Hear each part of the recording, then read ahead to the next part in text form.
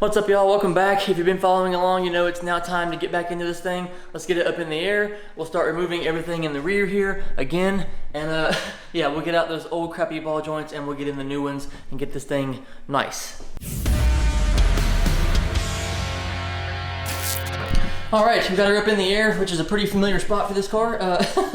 Here as of late anyway. But yeah, we got both stands there. We got the jack on that end. I'm gonna put some of my race ramps under the car as well, just to be extra safe, because while these jack stands are super heavy duty, I just, being under the car like that, like to have as much as possible to be a little bit safer. So yeah, we'll get the ramps under there and move on.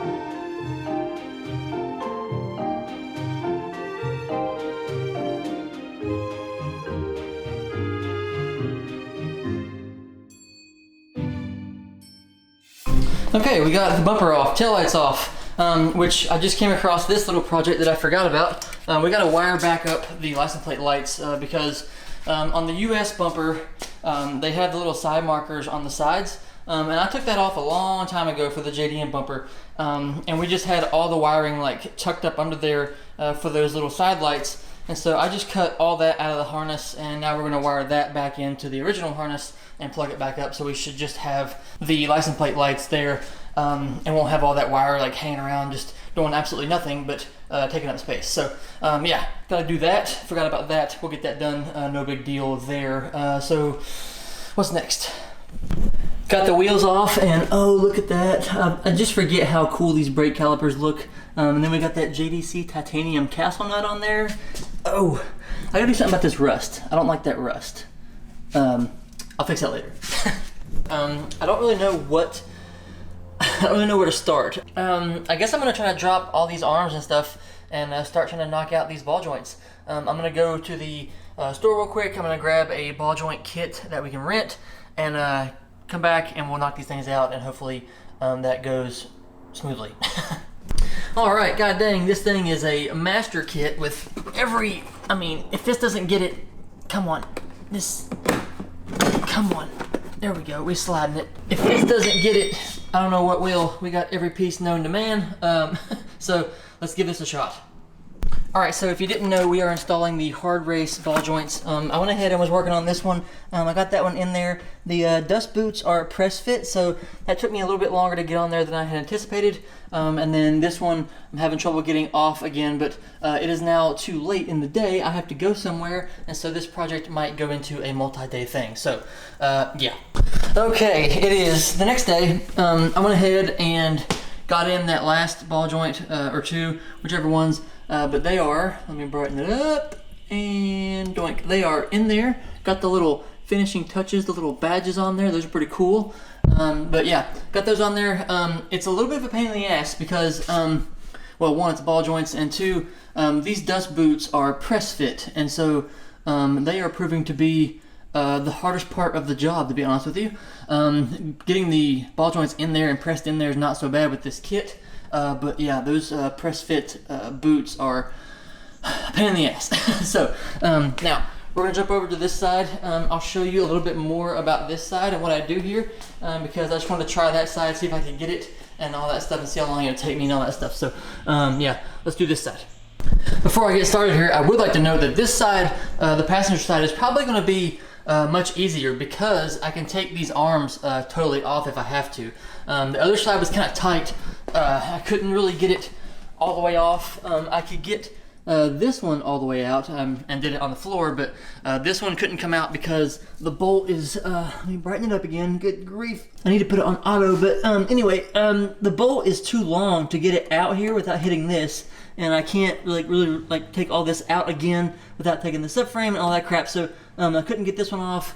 This one I guess I could have, but just didn't. But this side, I should not have any issues getting all these off of here and doing it in the floor. And so, yeah, I'm assuming this side will be much, much easier.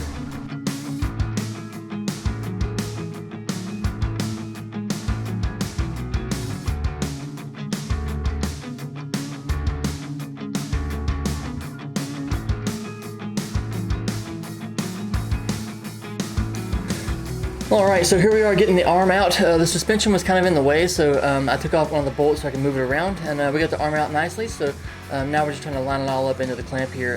The clamp is kind of heavy, so it makes it a little bit awkward to do it by yourself, but after you get some tension on it, you should be good to go with that.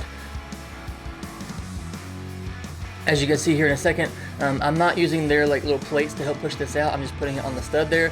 I don't recommend doing that, but I'm already going to replace these, so I wasn't worried about destroying it. So yeah, we pushed it out, putting in the new one now, getting it all lined up and all that good stuff, and we'll mash this in there.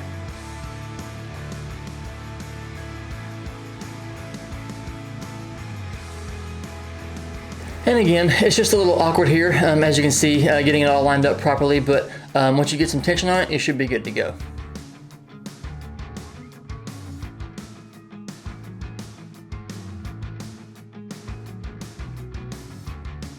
And now we're just installing the little C-clip, and now we're moving on to the boot, as I said, which was a pain in the ass. So we kind of messed around with this for a little bit, but we get it.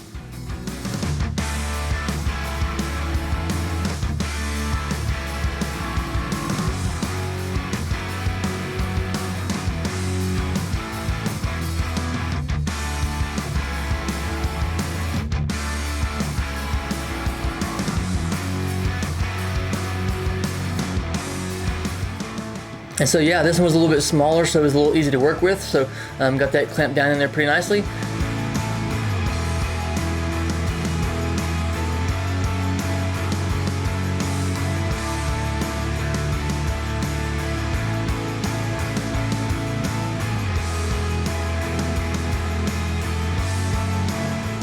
Boom.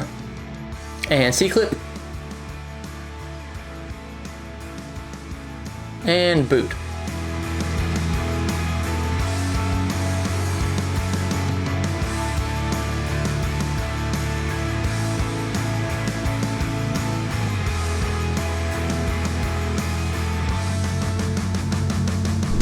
Alright, so we got all 6 ball joints in now. Done, new, good to go. I've been dreading that project for a while, or I've been thinking about it for a while, because I thought I was going to have to take off a lot more stuff than I did. It was kind of stressful on this side because I had to wrestle around the rotor and this whole hub assembly thing, mess with the alignment a little bit. It needs to be aligned anyway, obviously, but yeah, I had to move that around, wrestle it around, but I got it all in there, and so yeah, that is super good. So I'm going to pick up all my stuff here, run this master kit back to the store so I can get my money back, and yeah, see what else I can get into. I will say that this project did feel pretty daunting at first, but get one of these kits. I mean, it is a ball joint kit, so it's supposed to make it easy, but this was much easier than I had thought it was going to be. I'm very glad we did that. I'm very glad we replaced all 6 of those ball joints. While the other ones were probably not that bad, they were kind of old, they were super rusty, and we're going through all this hassle of doing the restoration thing, so why not change everything? So very glad about that, very, very pleased. Alright, we're back, and so I figured while I'm back here, I might as well install the rear sway bar. We got a new white line sway bar, we got the mounting kit there, we got new end links, and so all that will be new and refreshed as well. So yeah, let's go ahead and throw this thing on and see how it looks. Alright, so that is not going to work. They provide enough hardware to mount the sway bar to the brackets they provide, but they do not provide enough hardware to mount everything to the subframe. And we cut those off a long time ago. So I got to order some new bolts. And so yeah, that's going to do it for this one. Thanks for watching. I do appreciate it very much. As always, drop a comment down below. Let me know what you guys think of the process, the progress. If you have any questions, drop those down there as well. I'm glad to help much as I can, chat, whatever. And yeah, I'll see you next time. Bye.